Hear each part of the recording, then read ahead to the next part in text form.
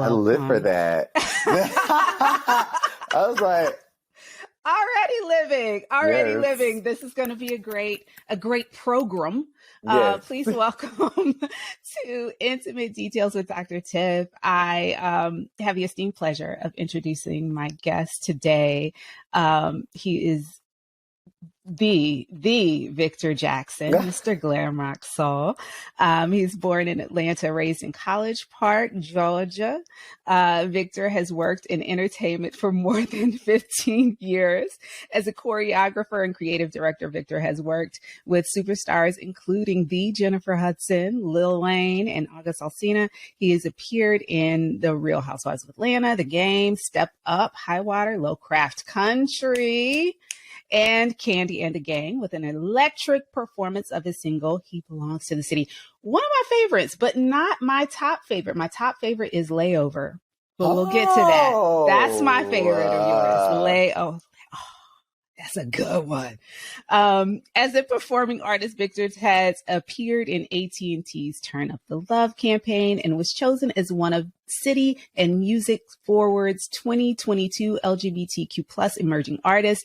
He is the host of Pride and Soul Live exclusively on AMP Radio, and his podcast, Live, Love, Dance with Victor Jackson, is available on all podcast platforms. Victor Jackson, welcome to the program. Welcome to don't tear up your sweater. It's just terrible that happened right at the end of my bio. I won't tear up my sweater, but it's okay. But you know what it is? Life. Okay. Life comes Life. This is how it is. It comes at you fast, and no matter how many accolades you have, you will unravel. Okay. You can still unravel. Words to live by. Okay. Unraveling is still a thing. Mm-hmm. And at any given point, you will be snatched. Absolutely. How are you doing, friend? I'm good. My sweater is coming apart and my life is together. And very I'm grateful for you know what that is? That's balance. Balance. That is balance. That is balance. Well, we won't hold it against you. And for those that listen on the audio only, they'll never know that you're sweating. But they will never know. They will never know. So you are someone who, I love you down. I look up to you. I am inspired by you. You ooze everything. You're someone that I just I feel like we've had a lot of people, a lot of dots between us, like mutual friends and connections and things like that. But we never met until church, like a couple of years ago, and someone introduced us. But ever since then, I'm like, that is my person. Yes. That is same. That's my human. Same. So, for the people out here who don't know and maybe haven't heard of you, but maybe know of you, but just don't know who you are as a person, I wanted to kind of do a bit of a deep dive and just get to know you, and we can talk about, oh man, all of the stuff that you do. Like, you are one of those people who's truly, truly, truly a multi-hyphenate. You just do the things. And I feel like if you haven't done the thing, it's because you don't want to do the thing, or you haven't done the thing yet. So yes, ever evolving and just, yes. So let's get started. For those who heard that amazing, amazing bio, we know you're from Atlanta. We know you're from College Park, but what people may not know is that you come from a very musical family. Yeah. A very musical family. So tell me a little bit about what that was like, what your life was like, kind of growing up in a household full of people who, as far as I can tell, are multi-hyphenates as well. Yes. It has to be a very busy time as a kid. What was that like? No, it's wild. My parents met in choir in college. So Cute. they both did they go to Talladega? They went to Talladega College. That's right. And my mom was there on a music scholarship. So it's really in their blood. My mom's dad was in a singing group in the 60s. My dad's mom was a gospel artist or on the Atlanta church circuit. Yeah. So I don't I don't remember a time in life where I wasn't surrounded by music. And to then be the oldest of four siblings and watch all my siblings be able to sing, be able to dance, and grow like a love for art, performing arts as an expression, and see how that has like manifested in all of their career paths and journeys in so many different ways. In so many different ways. Me and my sisters, Aisha and Dree, were texting today because we helped one of Aisha's friends on like the marketing for her solo concert. And Aisha's like, yeah, I told her I would come on as a producer. What do you think about this artwork? And I was like, send me the file. Let me play around with it. And so I played around with it overnight. Dree was like sending notes. And this morning, Aisha was like, I feel like we need to like do this now. But I mean, it's done. That's the thing with you. It's like by the time, and I've watched like so many things evolve and manifest in your life, like at a distance. But like by the time you think, maybe I should do this, you've actually already done it. Yeah. And then the idea comes to you after the fact that you should do, maybe I should creative direct. Baby, you've been creative directing. What are you talking about? Right. What is that about with you? I think it's about language. You know, when you are doing something, but you don't know what to call it. I was choreographing before I knew that choreography was a word. Truly. I didn't take my first dance class until I was 17. So wanting to take a dance class and kind of experiencing that world, from the outside looking in, I wanted to do what they were doing, but I didn't necessarily know what all those things were called, from technical terms to, you know, job titles. So now I'm playing catch up, in a way, it helps keep my awareness keen. Absolutely. Well, I want to dig a little deeper into that. Like for someone who has become so successful in I don't want to say a very short period of time, because I know you've been doing the thing for a long time, but for someone who didn't take their first dance class until 17, who is choreographing like everyone, and someone who came from a very musically inclined, entertaining family, a family that was kind of bred in entertainment. Tell us about what kept you from dancing until 17. Well, it's funny because you said a family that was bred in entertainment. I wouldn't say we were bred in entertainment. We were all musically inclined, but the primary and almost singular route for that expression was church, per my parents. My dad's a pastor and my mom's a teacher. So there were two routes, either church or school. But as far as like R&B music, secular music, those things, we weren't the Jackson 5 in that way. But no, what kept me from dancing was my dad didn't want me to take dance classes. It was very clear. It's very clear cut that he did not want me to. It's very clear cut that he did not want me to, because at that point in my life, they were aware that I was different, that I had a connection to my femininity that most boys my age did not have. And that was not something that they wanted to encourage. And so they saw me taking dance classes as an encouragement of that. And so, no, I was not allowed to take any dance classes. But then I started the dance ministry at my dad's church. So, you know, hallelujah. Before I took a dance class. You know, it is, like I said, it's kept my awareness keen. And now that I know what that means, I can kind of move with a different power. Isn't that funny though, how like even without that awareness and without the encouragement, right?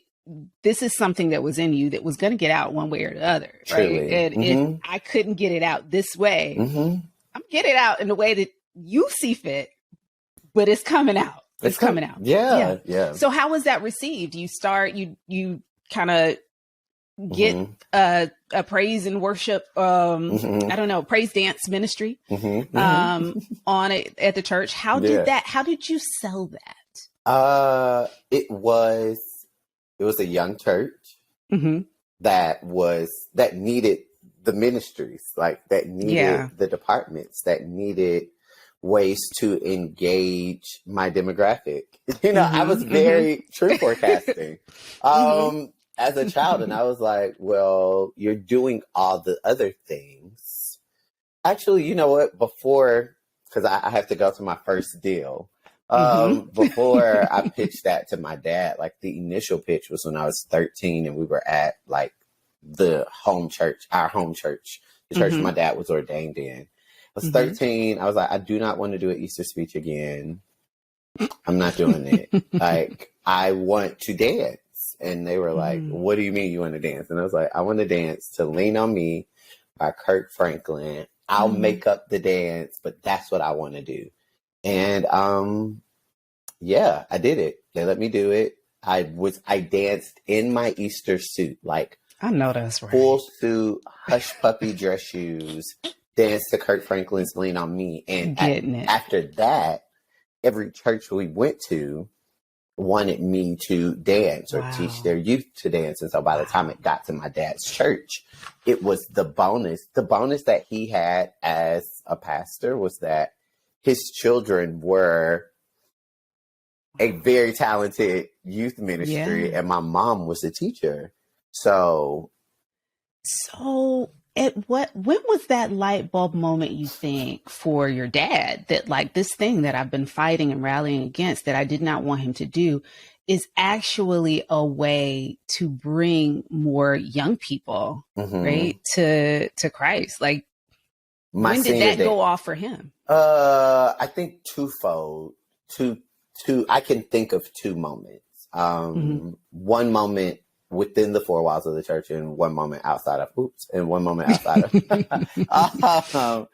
no, within the four walls of the church was another Easter years later when I choreographed like a whole piece to Why Do You Cry by Kirk Franklin. Another Kirk Franklin Easter moment. And at that point, it was me. It was my friend Sheena, who I had met in the dance industry in Atlanta. It was my sisters. It was like 12 of us. And it was like the thing that we had weeks of rehearsal. And the way that it affected the congregation, my father, I feel like my dad became like, whoa, this is a medium that can be instrumental in worship in another way. And then the other one was when he came to my senior dance concert and he saw me do a piece to Justin Timberlake's Can't Nobody Love You Like I Love You. And I was so afraid that I was going to get put on punishment. I didn't really want to invite him. And he came in after the concert because I had choreographed 3.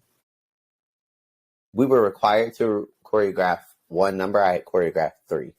And my dad was like, you're actually really, really good at this. Like, and I think those two moments were moments that made him be like, in both worlds, inside of church and outside of church, this could actually be like a career for you. Yeah. And so how do you think, how did you negotiate or help him to negotiate reconciling that, like, this is something that I love, right? But this is also, you're starting to see more of who I am by accepting this part of me. There is a layer to me that you've kind of rejected in a way and said, this does not fit in with the church as we know it. This does not fit in with what I want to present, right? Yeah. What he wanted to present, not what you wanted to present. How do you think that dancing and being able to facilitate and do that within the church helped him to see you as a full and actualized human with many layers, some of which he may have not agreed with? Yeah. My dad always says that his children are his greatest blessing because they given him access into rooms that he wouldn't have been in otherwise. Wow. And he doesn't say it from a position of like, you know, social status, but from a position of like interaction with people who are different from him, and being immersed in community with people who are different from him. And I think that was really what it was. The more my career progressed, the more my dad found himself around different types of people. And he saw that like the dance industry wasn't just a bunch of homosexuals, to be frank, but it was, and really like it wasn't monolithic. Right. And I think that's a better way to put it, but it wasn't just all these people who were the same.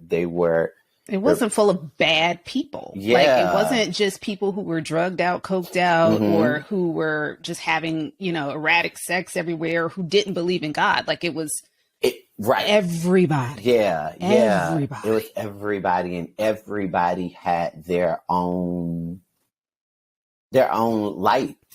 Yes. Everybody had their own divine light. And I feel like that is something that that's the conclusion that we're all coming to on like a daily basis in different ways with different people groups and under different circumstances. But yeah, I think that's the thing that has been the most. It hasn't really, like, he definitely appreciates me as like an artist. Like he'll send me clips of things and he'll be like, oh, this looks like something you would have did. Like he's very, very like, I have a upcoming opportunity that I actually like shared with him first, because he had sent me a clip of something within the same realm. And I was like, well, you called it in, here we go.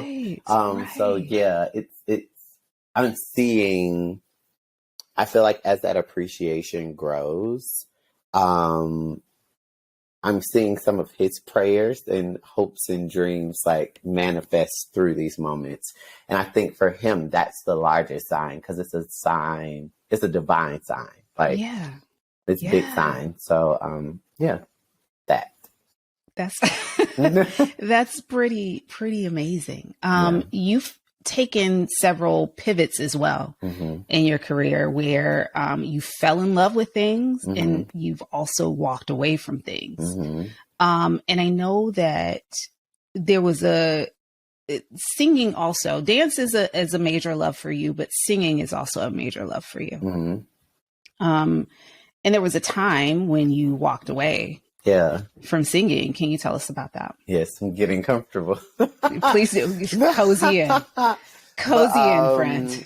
No, for me, what like a lot of people, the world met me as a choreographer first, but anybody who knows me, anybody who knew me before TV, knew me as a singer.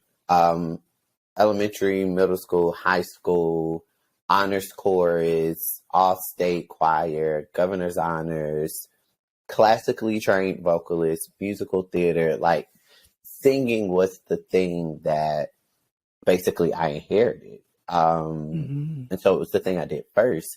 Dancing was something that I saw as like, well, you have to have both. You can't just sing. You have to sing and dance. And so I decided only a few can stand up there like a stick and not move. Yeah, I was only like, a few. And I was like, I was very like, I was like, oh, I can do that from having to do that at church. You know, singing at church did not involve dancing. So it was like, you know what I mean? I was like, I can access that deep emotion. Right. But I also want to be able to like show emotion in a different way. Absolutely. And I don't know,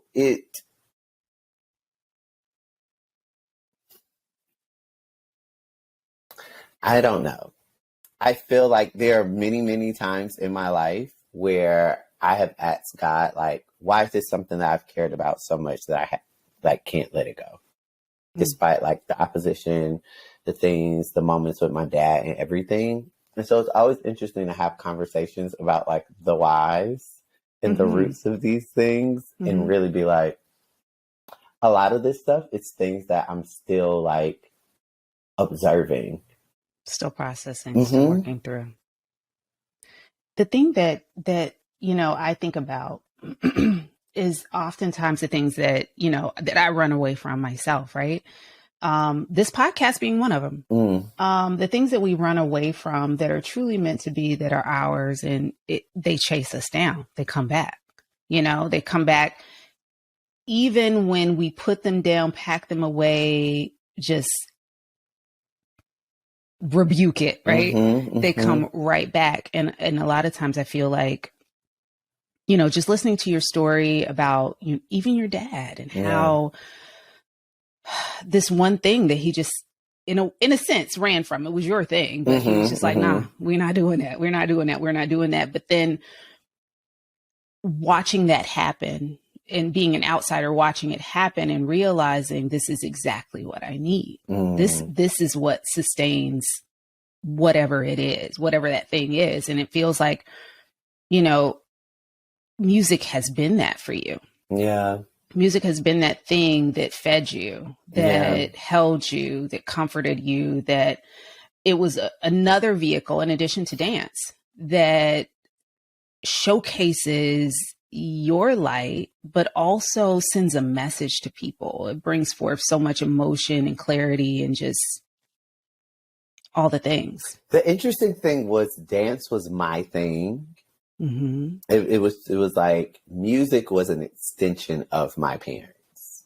And thus like a nucleus moment within my family. And when my brother Vaughn passed, I was really just like, this becomes too triggering. There are too many memories attached to this. Whereas with dance, it was kind of like my own world that I had built. For myself in my own safe haven. And it's so interesting to hear you talk about my relationship with music in this way. Somebody posted a tweet like earlier this week and was like singing my song and was like, if y'all haven't heard this EP, get into it. And it's about to come up on like 3 years since I released Venom. And I've really been like, 3 years. Yes, that's like, and I was like, I felt like what I said felt really abstract, but I was like, I can anchor this. I can anchor this in real, like, it is really like in listening to you talk about my music, and I'm thinking about the post from Twitter and like how people responded to that post. I pushed music away because I felt like it was something that I had control over, like something that I could connect to or disconnect from. But back to what you were just saying in your description, it is very much like hardwired in me. Sure. And the thing with that is in that moment, it can comfort me and be there for me, but it's also attached to so many memories and like devastating moments that I really just like interact with it. Sometimes you need a break. Yeah. Sometimes you need a break. Sometimes you need a break. I think, even in that message though, the important thing to remember is that music for you is a way to connect with people and for people to connect with God through you. Yeah. It's the vehicle. And it really is, I hate to say it like this, the gift and the curse, but it's that thing that you are absolutely gifted to do, to be able to do. But that means that you can maybe put it to the side, but I don't know how long someone like you is able to actually get rid of it, because I feel, this is just me knowing you, right? I feel as though God uses your voice to deliver messages. And the moment you stop singing, truly stop singing and just avoid it, we stop hearing those messages from God through you. So it's okay to take a break. Fine, I'll take it. Wow. Well, I would like to close my computer and just end this. Thank you. Thank you and good night. You can send the invoice. You know how to get in touch with me. Wow. But that's what I think. I mean, like, we talked on the phone a week and a half ago. Mm-hmm. You could have just said this on the phone. You didn't have to. Saved us a whole bunch of time. What I will say, like, to that illustration of, like, being a connector, being a bridge, in a divine way. Mm-hmm. It is so overwhelming to know that. Yeah. Like, it's so overwhelming to know that. And it comes with, I was like, somebody had reposted something that somebody, and it's these artists, all kind of just like talking about what it's like to be an artist. And I was really just like, y'all, this song that is in my head, that I have a voice note of, that I cannot stop singing, I cannot find a producer for. And my friend was like, maybe, Victor, and you probably don't want to hear this, but maybe this is God's way of getting you to produce it. And I was like, well, yeah, you're probably right. And here we are again. And like at a point of taking a leap, right? Yeah. Of trusting myself in the things that I have never, titled myself officially as. done. Yes, officially done, but have absolutely done. Yes. And it's so wow how you said that. I quantified it. You said, okay. And you circled the block and you came back. And you pulled right up on the side of me on the sidewalk and said, get in the car. And I said, okay. And yeah, because that is the constant kind of creation cycle of being like, of being Victor Jackson. Of being Victor Jackson.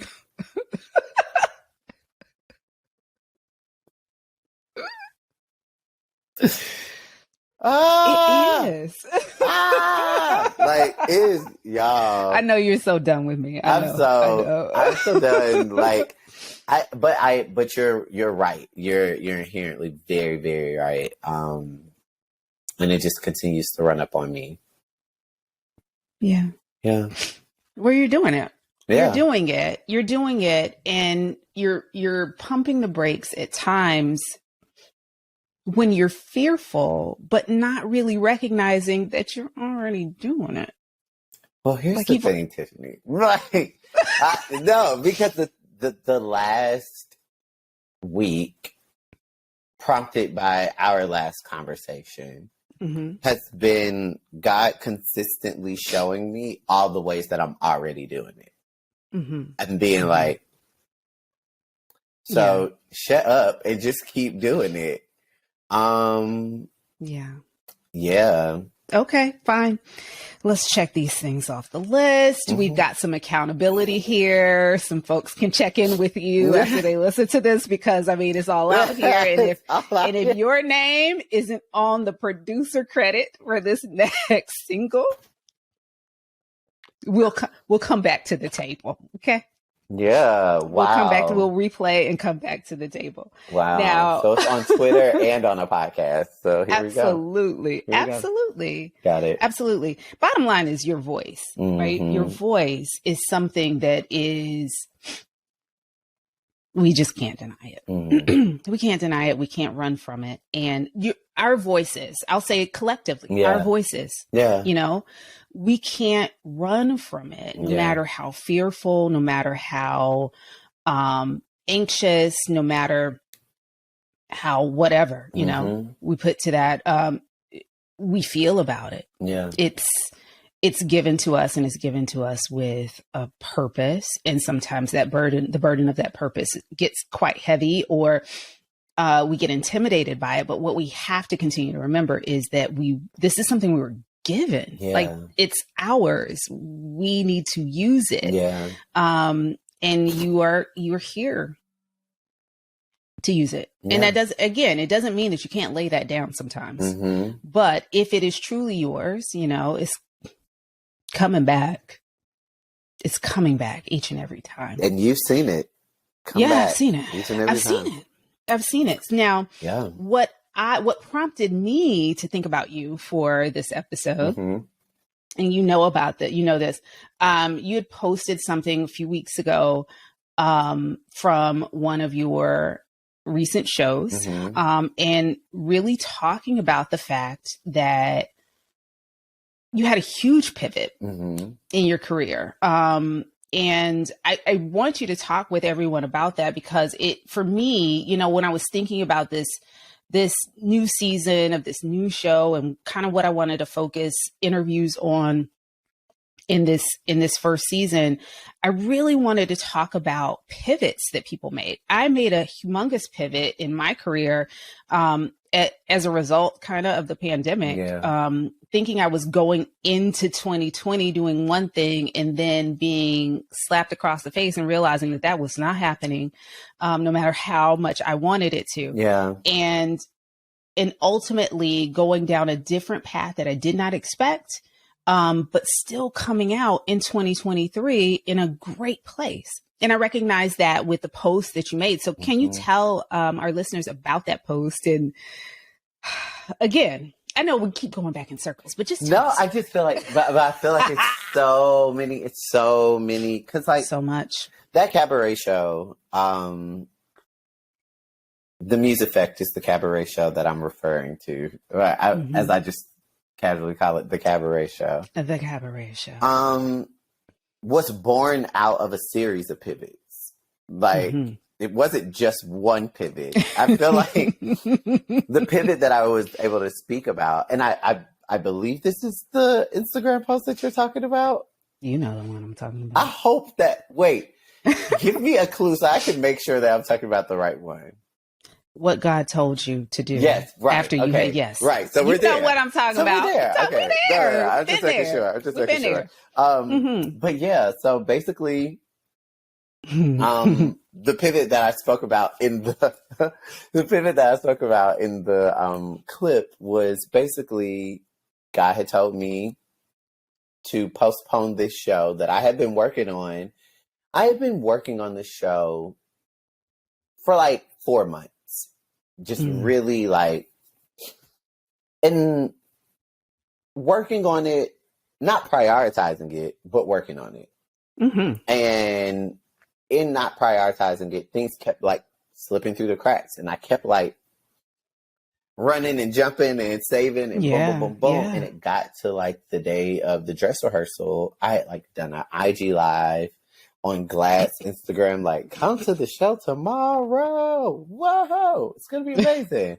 Doing the most, promoting, and got on stage in the middle of a dress rehearsal with no costumes, mind you, because things are getting altered and this is changing and this is changing. God was like, postpone this show, and I was like, I really want to do this show, and I'm ready. And God was like, you're not ready. The show's not ready. The costumes are not ready. Michelle ain't ready. I'm thinking about Adele when she was when she canceled that Vegas show. It's the show ain't ready. It's just not ready. Yes. And I think, and then, some 9 months later, I did the show again. And that clip was right after I had performed Venom, and Venom is the song that will be 3 years old in May. Amazing. And the way the crowd screamed after it, God was like, this is what you get when you wait. And this is just a glimmer, because that sound in that room set off a million prayers into action. Because all 175 people who were in that room agreed with me that this music and this storytelling and this perspective is valuable in the world.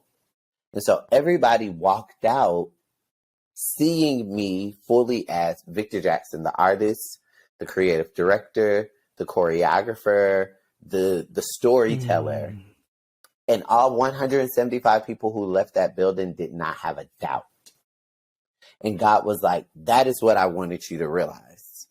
I wanted you to plant a seed that could not be uprooted. And the show 9 months ago or a year ago at this point wouldn't have done the same thing. And I've watched my life be a series of moments when I'm going down a path, minding my own business, bobbing and weaving, thriving and surviving. And then God gives me a fork in the road. And I sit there and I pray and I tarry, and God says, go left. But there's this, like, there's a straight. And I'm like, but I can just keep going this way. Like, I can see what's there. I can, and God's like, this way. And there's so many times that there had gotten to be so many times at the point of like 2015 of me being like, nah, well, I'm gonna try this and see what happens. That I was like, God, when God told me in 2015 to come back to Atlanta and start working on music, I did it. And 2023 marked 7 years since I moved to LA. And God is like, I'm just showing you that I can redeem the time. I can redeem the 7 years that you stopped doing music after Vaughn passed. I can redeem, because during those 7 years, you worked with Iggy Azalea and Jennifer Hudson and August Alsina and Summer Walker and Candy Burris and was on all these shows. So those relationships go with you.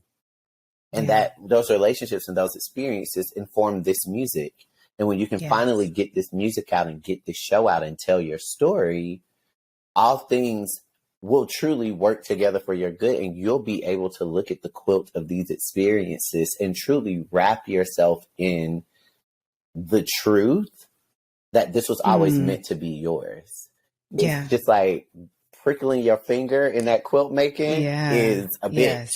But you have to, like, you have to stick with it. And that's why I'm so grateful for like truly, truly organic and divine moments where like I can have that show. I can wait the year, right? Wait the year, postpone, listen to God, wait the year, get sponsorship to the point where I don't have to sell any tickets, open up a RSVP to anybody who wants to come and be in the room.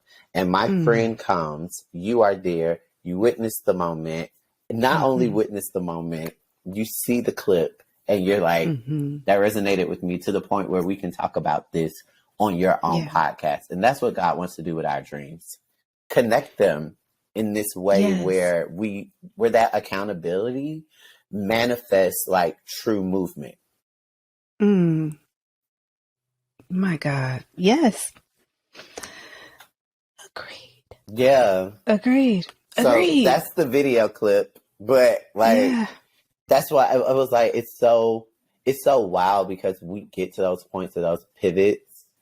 And we were like, and it's like, baby, everything that you have right now or don't have is a result of your resistance to pivoting. Amen. Because God tells us what to do, but he also gives us free will. Truly. You can totally not do what he says. Truly. Totally not do it. And the great thing about the God we serve, right? You can totally not do that, but the opportunity comes up again. Yeah. It comes right back. Yeah. And so you're never too far. You're never too far from and that also is the crazy thing. You're never too far from what it is that you want. Yeah. You're super close to it. And it's about looking for those divine connections, those divine moments, that divine inspiration, that voice that speaks to you, even though they weren't saying what you thought they were saying. It speaks to you in a way, you get it, you hear it, you receive it, and you can act on it. And that's being open to God, being open to trusting. Yes. And unfortunately, it's the hardest part, trusting the things that we can't see. Because you're right, that fork, one of those directions, crystal clear. Know exactly where we're going, know exactly what we're going to get. And it's that one that we have to just really take that leap. That's the best for us, but we just can't figure it out on our own. And that's where trust comes in. And that's where, that's where community comes in too. That's where our connections to others comes in, because there's someone like you, right, who I can talk to and understand. We may not have had the same experience, but we've been to that fork. Yes. We've been to that fork, and you can talk to me about the fork that you went through, and I can relate to that and understand, okay, well, maybe this thing that I want is in the side of the road that I don't want to go down. And maybe if I can see it, if I can see the result, if I can see the blessing that he manifested for this person, that same thing can happen for me. Yeah. And it can. Look at you on your podcast. Fun fact. Dr. Tiffany sat in on my initial podcast recordings in 2018? Was it? Probably so. Yeah, like I think 2017, 2018. I never put out the episodes, but there were 3. You never did, and it was so good. Tracy Pickett from Hairbrella, Derek J, hairstylist, and Jasmine Guy. Jasmine Guy is the one that I sat in on, and she was just amazing the entire time. And I'm like, when are we doing this podcast? And we've been talking about it, and I think it's a magnificent idea. And it you know what? It might be archive footage for later as we do a career retrospective of the Victor Jackson. And I mean, and me and Jackson are still like, and maybe this is a moment. I don't know. We'll see. We'll see. Well, you know what? We're referencing it now. Yes. So perhaps as we promote this episode of the podcast, we'll give the girls a little something, a little flashback moment. Absolutely. Yes. So what do you think wouldn't have happened had it not been for the pandemic? What wouldn't have happened in your life?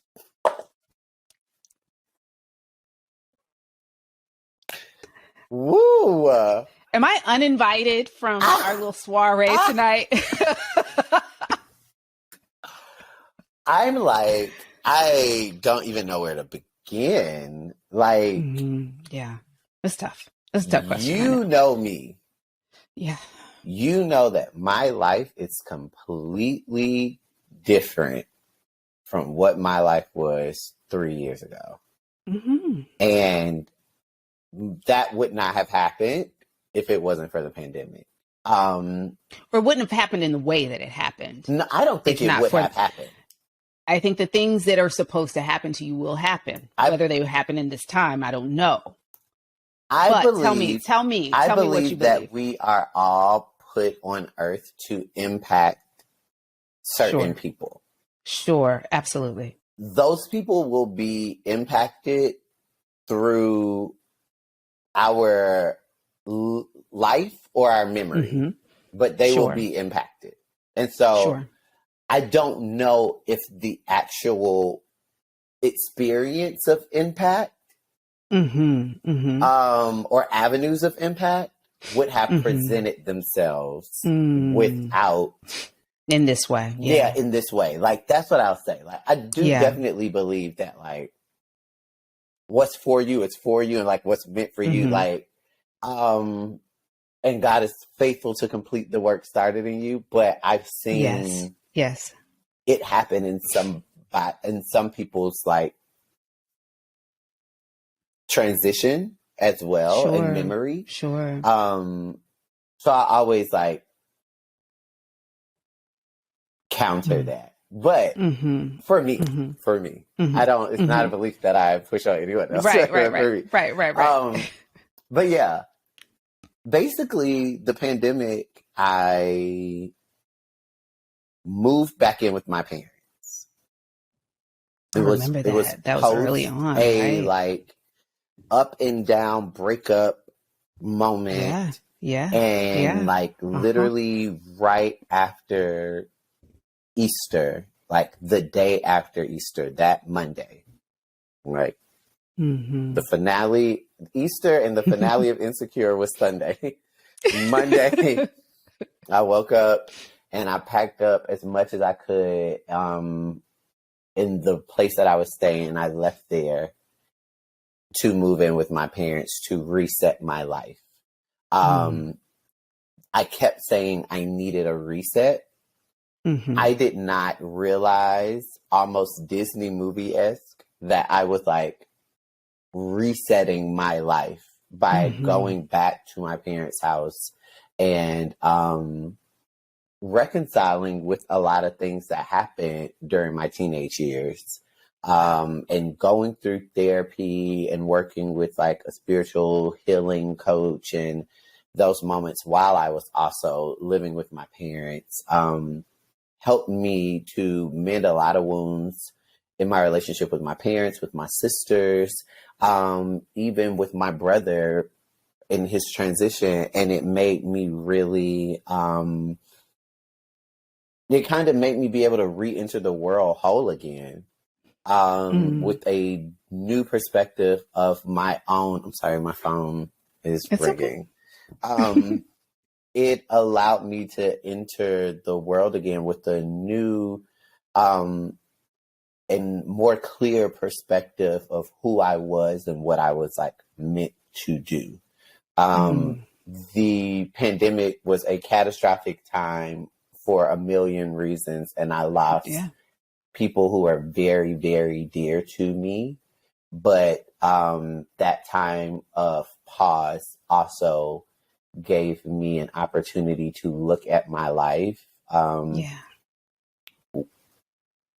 with higher stakes and really realize that like I needed to make some changes that were in service to my purpose.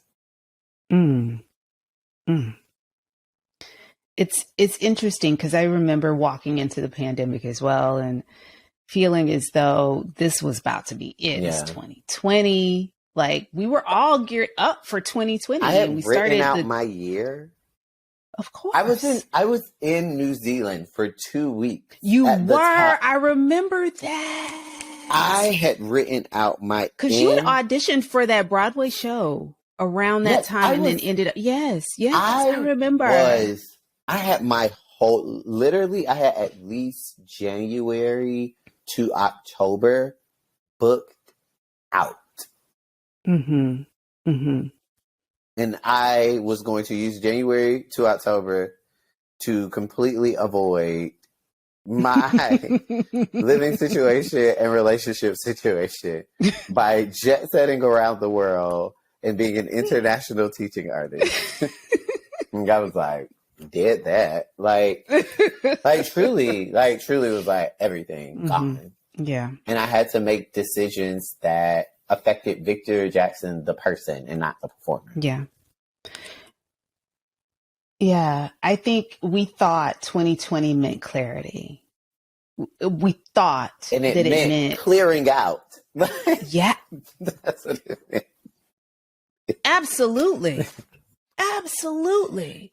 And I think it does mean clarity, but I think we thought we were going to get clarity. I think we thought we were going to, our lives would just transform in that moment. They did, but not in the way that we thought. Oh, we thought it was going to be magical and mystical and like. Yes.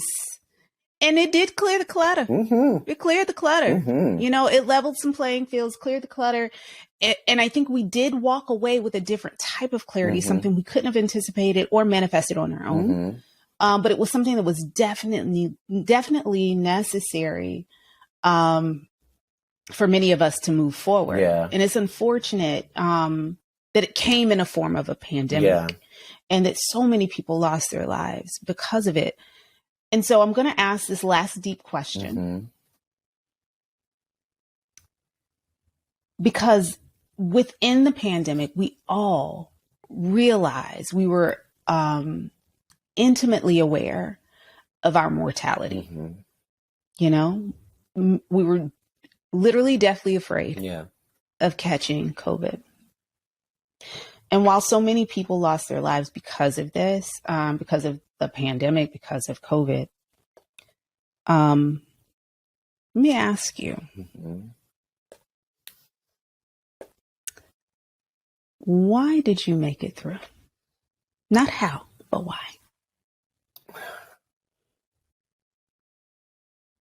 Why you?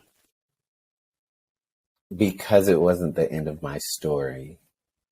And I say that specifically from the lens of being a Black queer man living in America and working in the arts. The AIDS epidemic in the late 80s and early 90s took out a whole generation of singers, dancers, actors, choreographers, writers, lyricists, and left a void that I would venture to say the renaissance across the diaspora of visual and performing arts is now starting to fill and mend as you see, Terrell Alvin McCraney and Danye R. Love and Michael Kilgore and Duran Bernard and Elegance Braxton and like all of these Black queer men filling in the gap that was left from the mass genocide of the AIDS epidemic. I believe that through COVID, the main why for me staying alive was so that I could continue telling my story. And I believe that that has manifested not just in my music or even work that I do with clients, but in the opening of opportunities for me to tell my story, either through corporate activations, through panels, through my own podcast, through my own radio show. I do believe that the why is so that I can remain in the earth realm telling my story. Absolutely. And so I, through a lot of wrestling and a lot of, constant meditation, for like clarity and grace, I continue to tell my story, and I continue to tell the story of how a little unique boy from College Park grew into this Black queer man who has traveled the world off of being himself. So that other people and it's can changing the world. Yeah. And it's changing the world. Yeah. It's creating an imprint and an impact on the world. Yeah. By just being himself. Yeah. Yeah. It's a blessing to be able to call you a friend. It truly is. Victor Jackson, please tell the people what's next for you, what you're working on, where they can find you, all of that kind of stuff. Yeah. You can follow me on everything at Mr. Glamrock Soul, and my music is available on all streaming platforms. Just search Victor Jackson.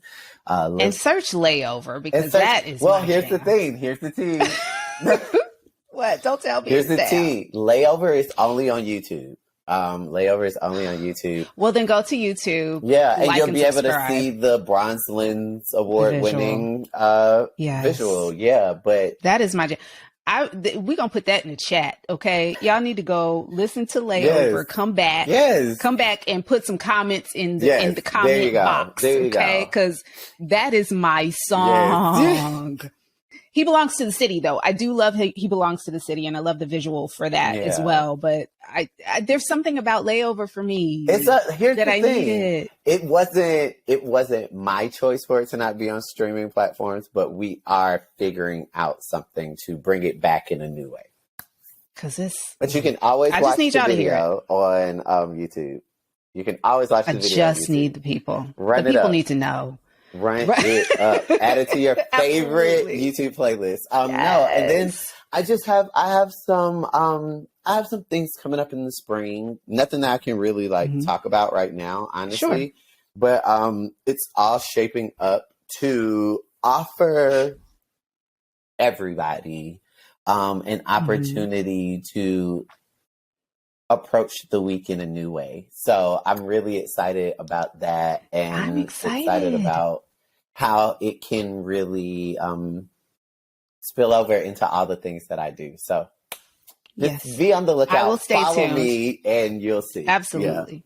And they can follow you at Mr. Glam Rock Mr. Soul. Glam Rock Soul on and that's also the thing. website as well, yes. MrGlamRockSoul.com. Yes. Victor Jackson, you are an amazing human. I love you down. Thank you. I am so thankful and grateful that you agreed to do this podcast and share your brilliance with everyone that listens to this episode. And I hope that people will walk away with some sort of inkling, not only of who you are and how you are, but the light that you carry and bring throughout this world. And I'm hoping that they love you as much as I do after listening to your story and learn from you, as I know you are a blessing to me, but you're a blessing to others just by the words that flow so freely out of your mouth. So I love you, friend. I love you so much, friend. And I thank you so much for doing this with me. Thank you.